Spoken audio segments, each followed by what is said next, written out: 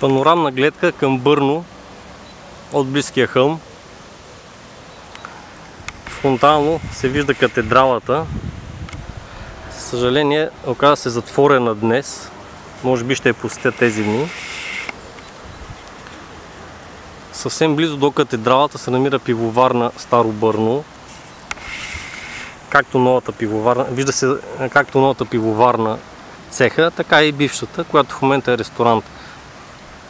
Точно зад гърба на катедралата има един цилиндричен покрив, който прилича на камбанария. Това е старата пивоварна, която си работи и е пълна с хора. Прекрасен ресторант, препоръчам за който посети Старо Бърно да посети пивоварна Старо Бърно.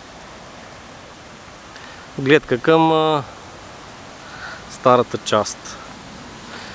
Това е парка към замъка. Малко по-късно ще има филмчета и от самия замък.